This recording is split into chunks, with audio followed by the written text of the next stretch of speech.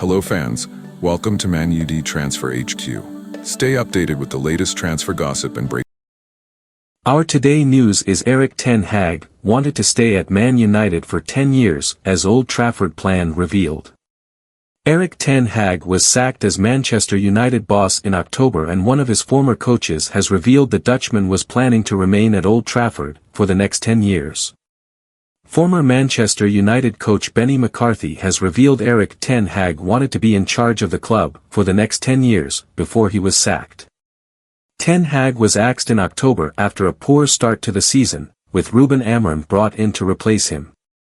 The Dutchman had been handed a contract extension just 3 months earlier, and his coaching staff was revamped, with McCarthy, Steve McLaren and Mitchell van der Gag departing. McCarthy spent 2 seasons under Ten Hag at Old Trafford before deciding to leave so he could return to management.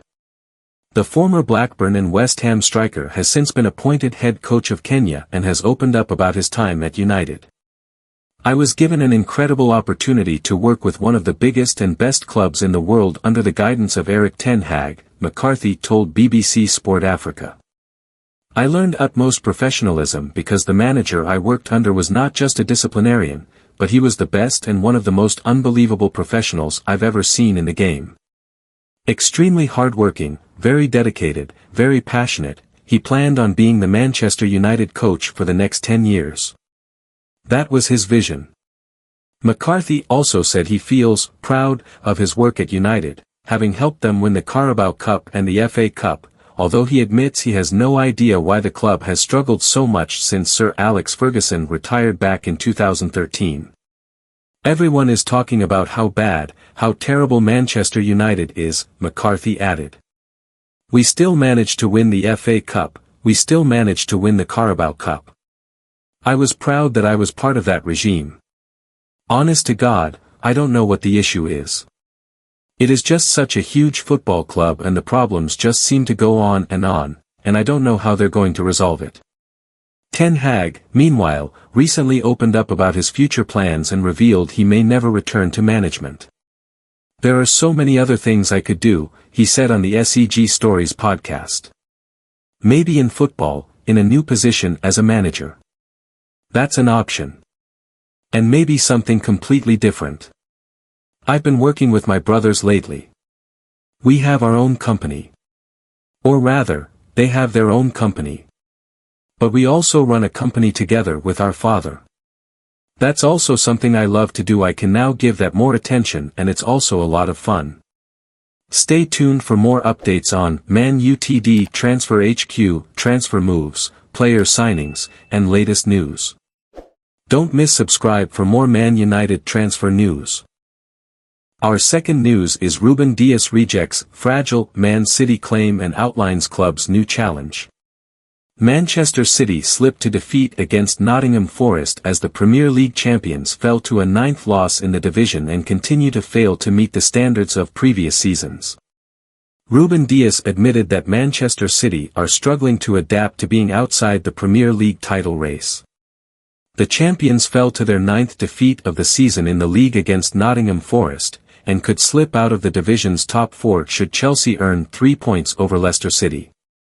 The defender accepted that his club were in an unusual position of failing to contest domestic football's biggest prize after winning the competition for 6 out of the last 7 years. Asked about the change in mentality now their crown has slipped, the Spaniard said, "It's a big step we've been fighting to take. Obviously, when you come from a circumstance when you're used to winning and fighting for everything until the end, then it's not easy to take when things are, like they are, now.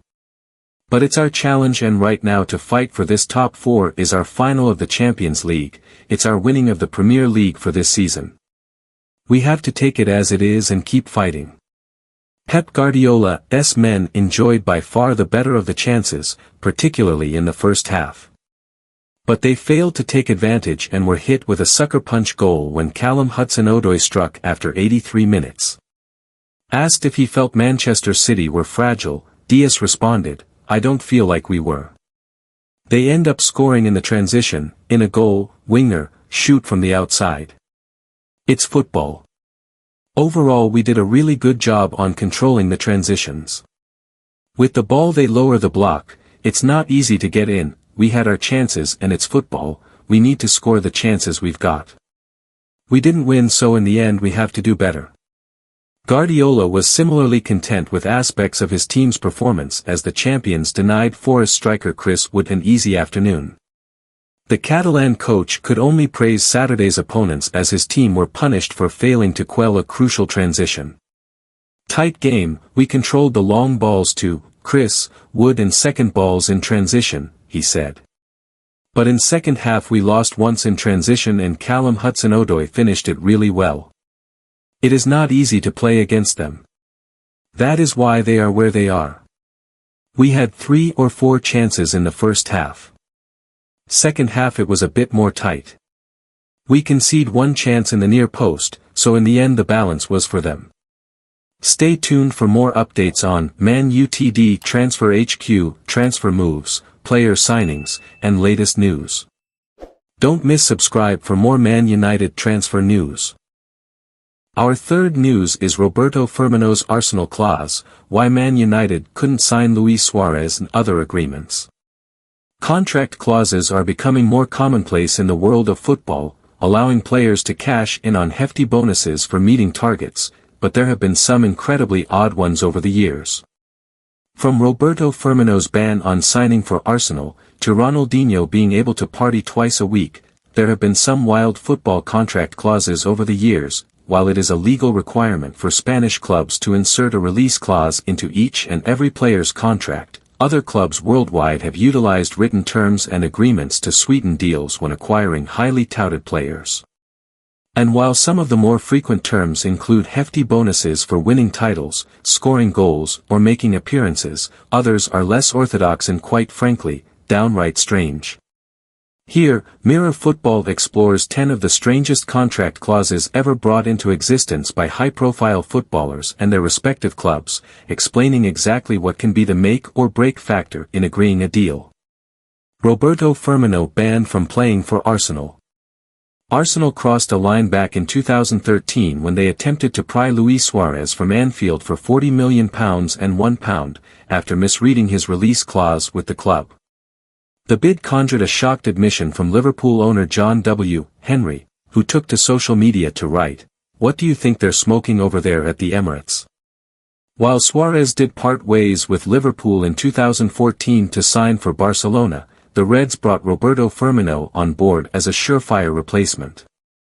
And determined not to see another repeat of the Suarez saga, the club wrote into his contract an agreement that any club in the world was able to trigger his £89 million release clause, except Arsenal. When he arrived in Barcelona, it is reported that Suarez had a clause written into his contract that prevented Manchester United from signing him on a free, even upon the expiration of his contract at Camp Nou. Of course, the Red Devils were not the only club to suffer the consequence of the clause, with Manchester City, Paris Saint-Germain, and Real Madrid also barred from signing the player. Suarez has since gone on to represent Atletico Madrid, Nacional, Gremio, and Inter Miami. A premium for Barcelona. Speaking of Barcelona, Liverpool made a massive £142 million when they sold Philippe Coutinho to the club in 2018, receiving a large wedge of this upfront while the rest was paid in performance-related installments. However, money was not the only thing the Reds snagged from the deal. Stay tuned for more updates on Man Utd Transfer HQ, transfer moves, player signings, and latest news. Don't miss subscribe for more Man United transfer news. Our last news is why Man United fans are all wearing black against Arsenal for Premier League clash.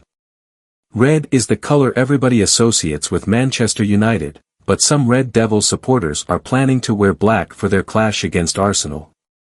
A large number of Manchester United fans will be donned in black for their home clash against Arsenal. The United supporters' attires will closely resemble the mood within the club as performances on the pitch and off-field redundancies continue to bring a dark cloud over Old Trafford. Despite Sir Jim Ratcliffe taking over football operations by purchasing 29% of the club in a minority takeover worth £1.25 billion, United fans are still furious with incumbent majority stakeholders the Glazer family ahead of the clash against the Gunners. United supporter group The 1958 confirmed they will be staging another protest against the Glazer family. Beginning at the Tollgate pub near the stadium at 3:15 p.m, United fans will march to the Trinity Monument and then move onwards to Old Trafford's Munich Tunnel. Those taking part in the protest have been urged to wear black colours to send a message to the ownership group. Steve Crompton, who is a spokesperson for the 1958, explained the protests in a statement. The club is slowly dying before our eyes, on and off the pitch, and the blame lies squarely at the current ownership model. The club is facing financial Armageddon. Debt is the road to ruin. Sir Matt Busby would be turning in his grave at the current plight of one of the world's greatest football institutions, which is being brought to its knees and in many ways becoming a laughingstock. The club is going backwards, and it's likely to get even worse. We urge fans to rise up, unite and join us at 3 p.m. on Sunday as we march to the ground and protest against the despised Glazers and the club's deliberate assault on fan culture. Before the match, United manager Ruben Amorim was pushed for his views on the protests. During his press conference, he said, "For everybody in our club it's a really tough moment. It's everything at the same time. The only thing I can do, and our players, is perform well and win. People have the right to protest. I think it's a good thing to do that. It's part of our club. Everybody has a voice. But our job and my job is just to improve the team and give them something in this moment because they deserve it and they are amazing." Thanks for watching. If you enjoyed the video, make sure to hit that like button, subscribe to Man United Transfer HQ, and turn on notifications so you're always in the loop with the latest transfer news and rumors. One more thing, what are your thoughts on these updates? Comment below.